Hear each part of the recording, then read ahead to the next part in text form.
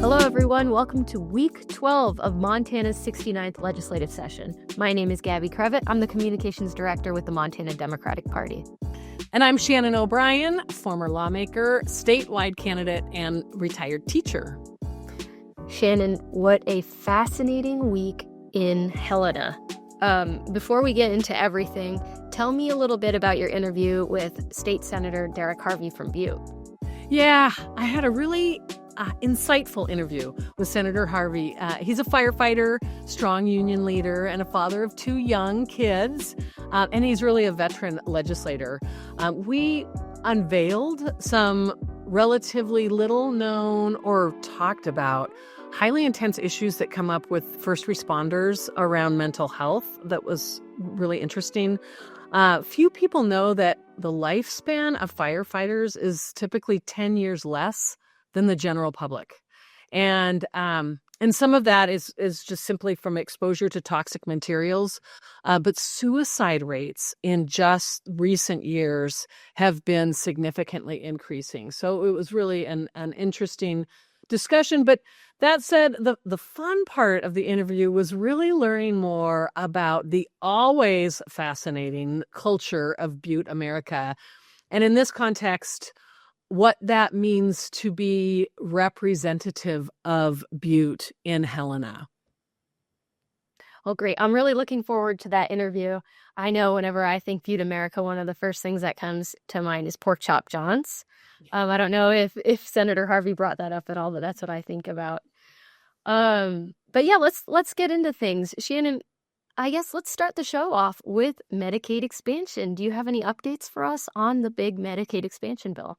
Yeah, I would like to say that's the big topic headlines of the week, quite frankly.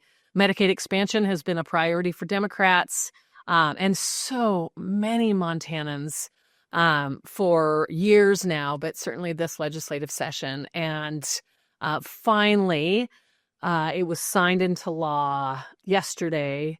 And so huge sigh of relief for so many Montanans. So that's a major victory. Yeah, well, I know we've heard it from Representative Mary Cafaro before, but just a reminder, Democrats led the charge on this one. This is a victory for Democrats, and we should be celebrating. Well, next on our list of things to talk about, Shannon, the week began with MTGOP, the state party, and its members calling for former Senate President and Senator from Hamilton, Jason Ellsworth, to resign. So this comes after the Senate Ethics Committee adopted its final report regarding Senator Ellsworth's conduct. For folks who maybe are just tuning in now, what did Senator Ellsworth do, and what did the Ethics Committee report say? Well, yeah, okay. This has been a rough session in the Senate. And might I add that right now we're 2/3 of the way through the legislative session. It's a challenging point in time with no real light at the end of the tunnel. It's like mile 15 or 17 in a 26-mile marathon. Your body's hurting, energy's low, and they've all been working so hard morning, noon, and night. So, I really want to preface it with that.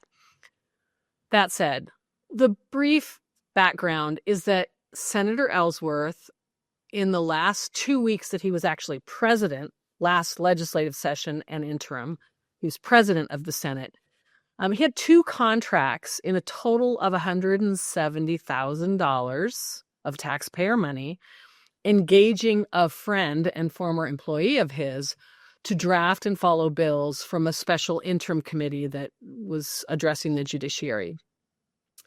Because of that, he was referred to Senate Ethics Committee and is also facing charges through the State Department of Justice for criminal misconduct.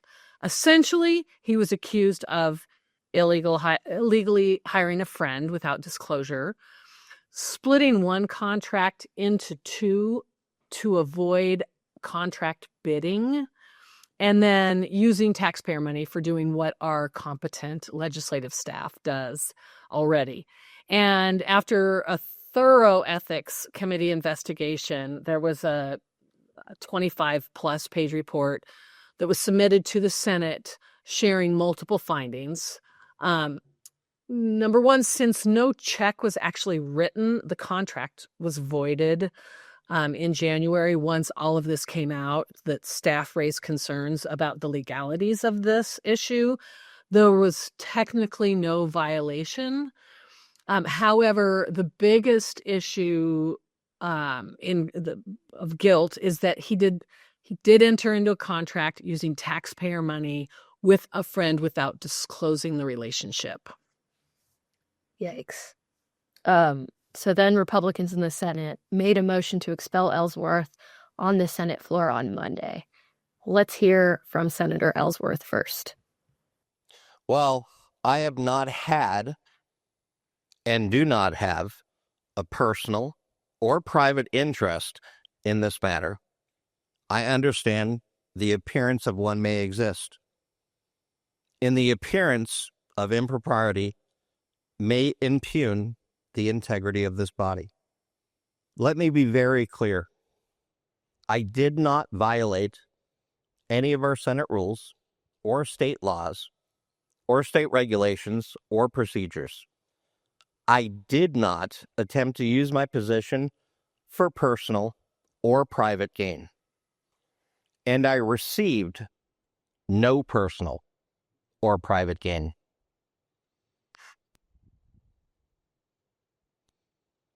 I do regret that I brought the appearance of impropriety into this body. As many senators from both sides of the aisle noted, this apology seemed a bit performative and lacked some real substance. There really doesn't seem to be any sincere acknowledgement of wrongdoing. What do you think, Shannon? Gabby, I'll be honest, at one point in his floor speech, I thought he was going to resign.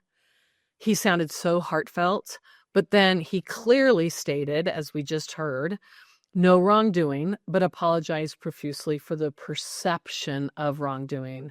And the Montana GOP was very clear that the only consequence for his wrongdoing was the total expulsion from the Senate.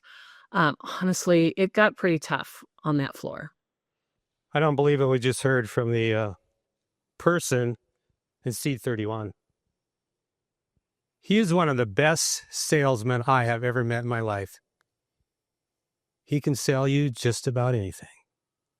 That's exactly what he just stood up and was trying to sell to all of us. Pretty intense words from Senator Greg Hertz from Paulson. Yeah, it was actually a tough session to watch, and it got pretty ugly. And you know, I will say that one thing that was really interesting was that there was no middle ground. It was expulsion or nothing. And there were multiple amendments to this original motion for expulsion for alternative consequences or punishments. But most of the Republicans were very clear that this was a black or white issue, and they would not vote for any alternative. So, Shannon, tell me about the Democrats. How did they respond? We've talked about Republicans, but what about our Democrats? What was the strategy entering this vote? Yeah, Democrats on this issue were not all completely in line. And it's my understanding that the leadership, Democrats leadership, made one specific request to the caucus, and that was to please read the ethics report and then vote your conscience. Some voted to expel, some voted for censure or censure plus, meaning that he might be removed from some committees or even being on the floor. There were a couple of Republicans who were interested in some of that. But by far the majority of, as I mentioned, the majority of the Republicans were interested in total expulsion, removal. Well, let's hear from a couple differing opinions from Democrats. I rise today to express support for the motion to expel, because a vote to expel is the right thing to do. The senator in seat 31 held a position of great power, and with that power comes very high expectations. expectations of a commitment to uphold not just the bare minimum of the letter of our ethics rules, but a higher responsibility. A responsibility to use his power not for his own gain, not for the personal benefit of his closest friends, but for that of his constituents and for all Montanans. The facts conveyed to us by the ethics committees shows that he failed to meet that standard. So we now ask ourselves, Mr. President, do the facts presented in the Ethics Committee report before us demonstrate that the senator, his behavior betrayed the public trust and the integrity of the Montana State Senate? And Mr. Chair, members, I believe the answer is yes, a strong, resounding, and unequivocal yes. That being said, I do not believe, Mr. President, the matter before us merits the expulsion of a member. Note that the Senate Ethics Committee, of which I was part, was instructed by this body to solely investigate the relatively narrow ethical issues of conflict of interest, which we have done, and which, again, is now before us. So, of course, that was Senator Kirk Carpenter from Billings and Senator Pope from Bozeman. So how did everything shake out? How did the voting turn out? Yeah, so not enough votes to expel, but also not enough votes for a lesser punishment. Honestly, it was surprising to me that Republicans really dug their heels in and wouldn't even consider or agree to a pretty significant consequence. It was only expulsion. And even when I would imagine they would know that they didn't have the votes before going onto the floor. So is he just off the hook or what's next? Yeah, stay tuned. Either legislators will decide that enough is enough, let's drop this and allow the criminal case to proceed, or there's still quite a bit of time, and I wouldn't be surprised to see a different motion. The exact same motion can't be reintroduced. I wouldn't be surprised to see a different motion, something that censures him, basically stating extreme disapproval and likely removing him from some or all committees. Who knows?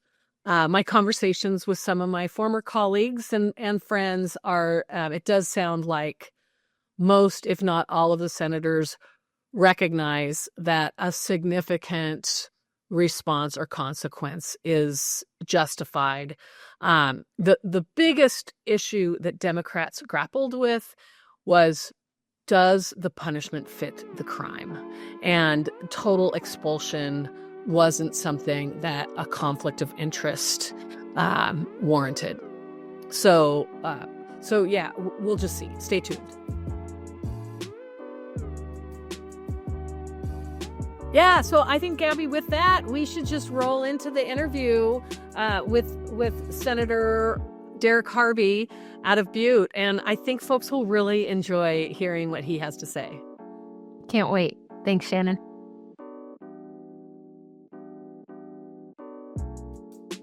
Senator Derek Harvey, it is so great to have you on the podcast today. Thanks so much for your time being here today.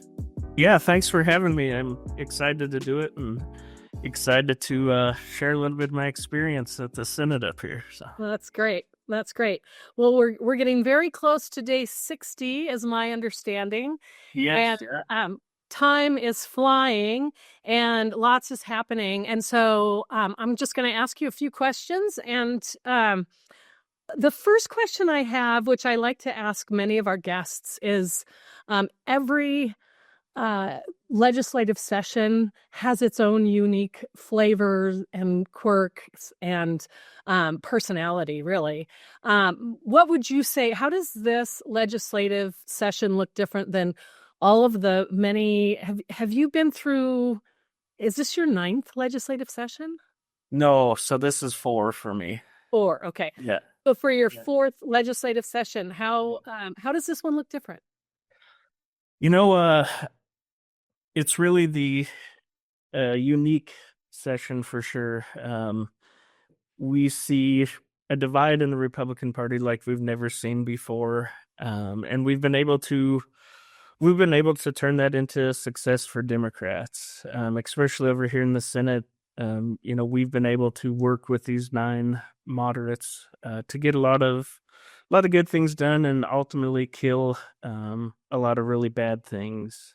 And so, in 2019, we saw a pretty decent coalition like this, but nothing this strong. So, in that aspect, this session's been really unique. It's definitely came with some hard times, but overall, I feel that we've been able to be successful this session because of that. Another question is about the union work. I'm a union member, and I know you are as well. And Montana's a strong union state. Butte's a strong union town. Yeah. It all started there. And why, in your opinion, does the concept of right to work, essentially killing our unions, why does that become a bill every single session, and why does it go down every single session? Yeah, thanks. That's a great question. And the first part, why it keeps coming back up, is I feel that it's part of the Republicans' national playbook.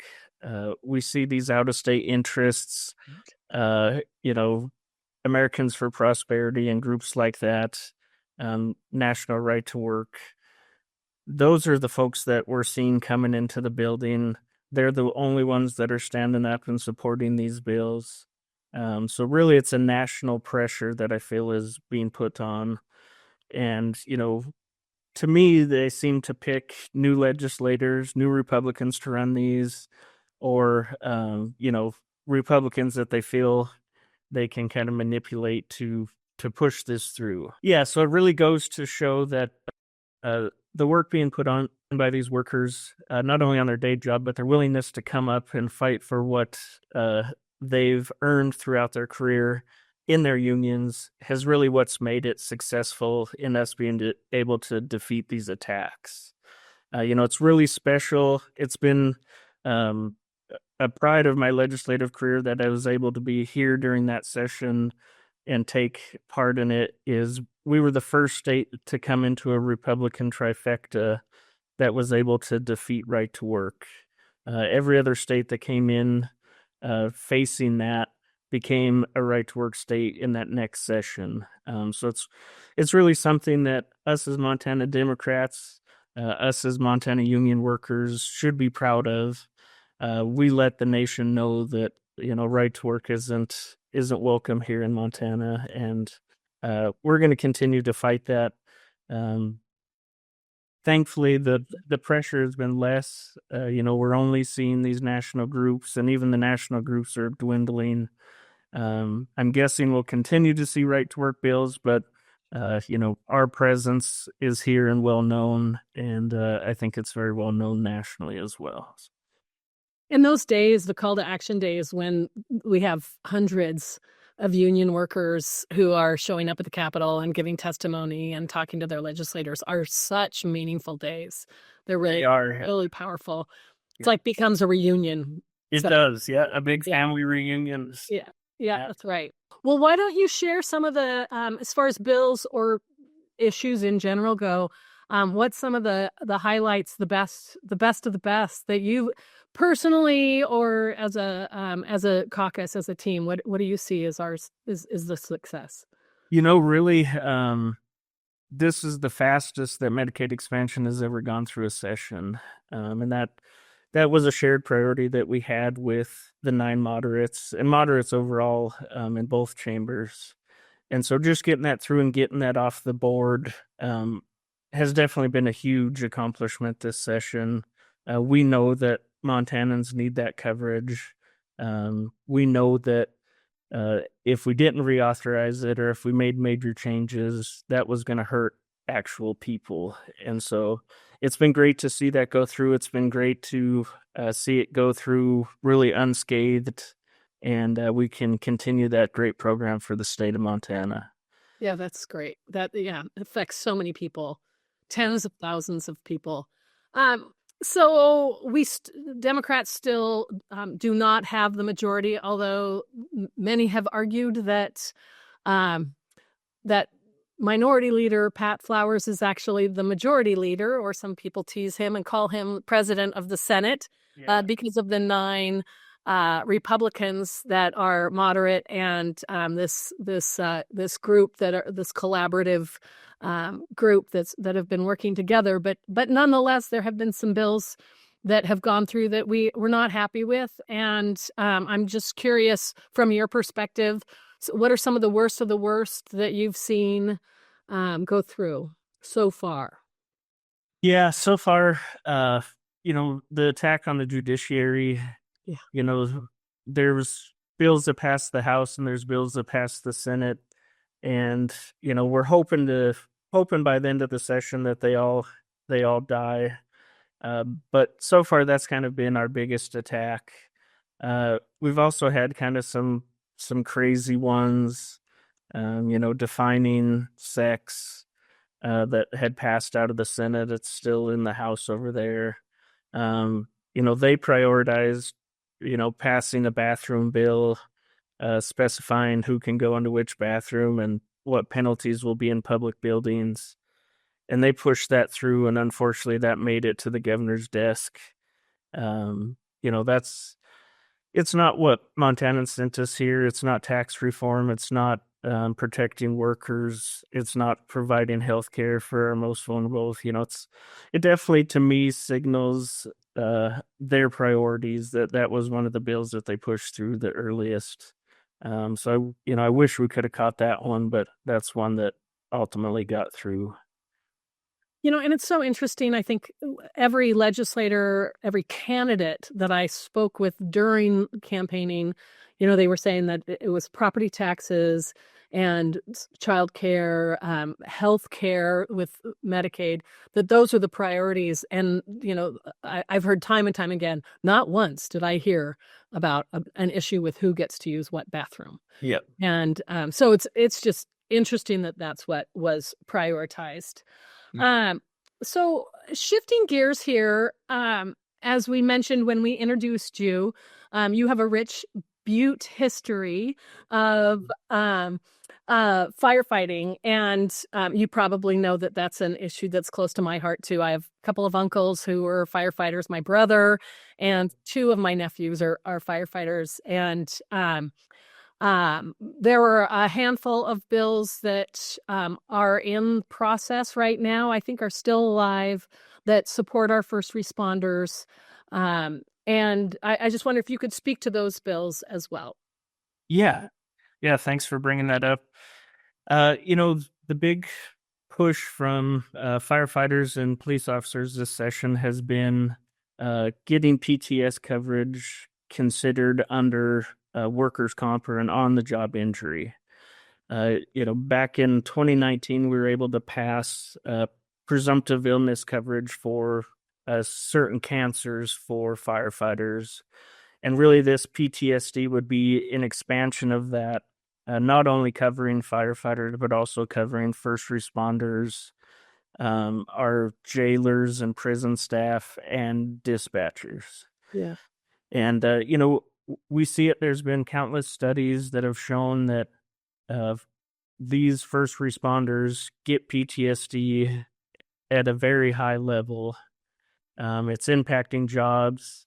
We've seen a spike in suicide rates amongst first responders. Unfortunately, that Montana hasn't been exempt from that. We've had a police officer and a firefighter commit suicide in the last year. So really, to us and to my profession and to us, our caucus as Democrats, we see that as a major crisis, and something needs to be done. Yeah. Unfortunately, we've been able to run 2 bills. One started in the House by Representative Rivas, and then Senator Newman is carrying one through the Senate. Representative Rivas did a great job in the House, got good support coming out of committee, had strong support, over 70 votes on the floor, and it went down to appropriations and was killed down there, and it sits on the table down there. In the Senate, Senator Newman, great response out of committee, great response on the floor. We currently have it still alive in finance and claims, and we're feeling hopeful, and we're working our tails off to make sure that that gets out of committee, gets on third reading, and gets over to the House. We'll continue to work that and make sure that this bill makes it through that appropriations committee over there in the House. It's something we need to do. Obviously, we're hearing the same kind of canned answers from the insurance company that it's going to increase rates. And what we saw from the 2019 presumptive illness bill is they said the exact same thing. Providers went out and assessed their members extra to make sure that that coverage was there. They were expecting millions of dollars, and it hasn't even been tens of thousands of dollars that have been spent since 2019 on the coverage. So we know that, their figures are always inflated, and we feel that's what they're trying to do again with this PTSD bill, is inflate the fiscal note to try to attempt to kill it in that fashion. So. Yeah. I think it's an issue that, I think most people, when they think of firefighters and first responders, it's just this kind of romantic, heroic perspective. Yeah. And they don't really see the challenges that all of you deal with. So thank you for your work. I remember having a conversation with my brother early in his professional life, and he was on like high angle search and rescue and underwater search and rescue. And I thought, oh gosh, that's so cool. And it's like, Shannon, there's nothing really cool about it. It's going through murky water and looking for a dead body is usually what the case is. Yeah. And he also talked about how it wasn't seeing how people die that was as hard for him. Yeah. It's oftentimes seeing how people live, because you walk in to, homes that people aren't expecting company, and it's pretty sad how some people get by, and so those are just tough things, and so I'm so grateful that you are prioritizing that, and all Democrats are prioritizing that. Yes. Yeah. Yeah. Absolutely. Yeah. All right, Senator Harvey, I have one last question, and and I haven't asked any other guest this question, but it seems to me, my experience has been every delegation has its own kind of unique personality. Like the Missoula delegation of representatives and senators have a kind of unique flavor, personality compared to Billings or Bozeman. And certainly the Butte delegation, it seems like there's nothing like Butte. There's nothing like Butte. But it's truth in our representation in Helena as well. Could you speak to that? And could you tell us and our listeners what you think makes Butte, Butte itself unique, but also why is the Butte delegation unique? Sure. Yeah, and it's we often refer to ourselves as the family in the Butte delegation, and a lot of that comes from the history of Butte and the history of legislators that we've had, going back to J.D. Lynch and Bob Pavlovich, and members that served before term limits and spent 40 years in the building. And I would say one thing that makes this unique is it's always a commitment from those that have turned out to make sure that the family traditions and the family bonding continues.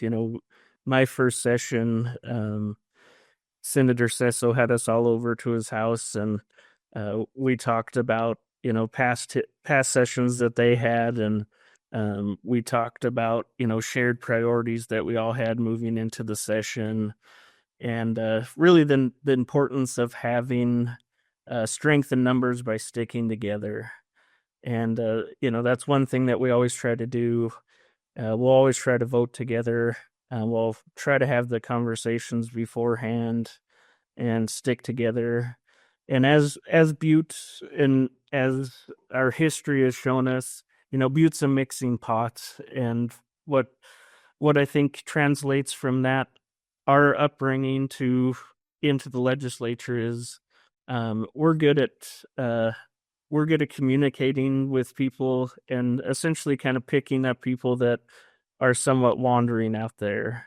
Maybe they got in a disagreement with their delegation, or maybe they aren't agreeing, and we try to bring them back into the fold, kind of encourage them to work with their delegation and know that, the Butte delegation is always there to have people's backs. And, we've seen that throughout the history of our delegation. Many times you see the Butte delegation and the American Indian Caucus voting lockstep. If there's certain issues that the Missoula delegation needs, we're kind of the ones that can be a little bit of a chameleon.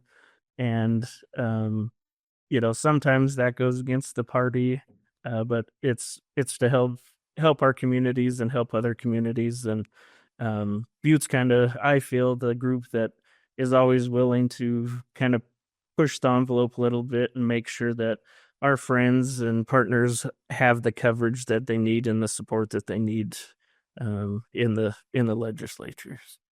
That's great. That's great. Yeah. Butte is a very special, I don't even want to say place. It's a special thing. Yes. Yeah. All right. Senator Harvey, anything else that I didn't ask that you want to share with our listeners?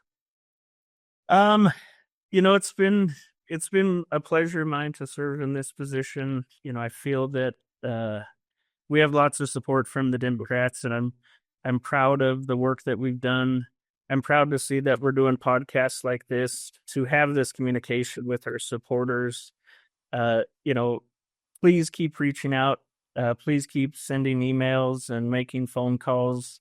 That's what makes us successful up here, is having this group that's listening, this group that's engaged, having our back while we're up here. And I give my sincere thanks to all of you, because it is a team effort and we're all in this together. Well, thanks. It's true. We have your back. Let us know what we can do more. And I do think we're in good communication real consistently to help get the word out. So thanks so much for your time. I know it's a very busy time right now, and really appreciate your work. Yeah, thank you. All right.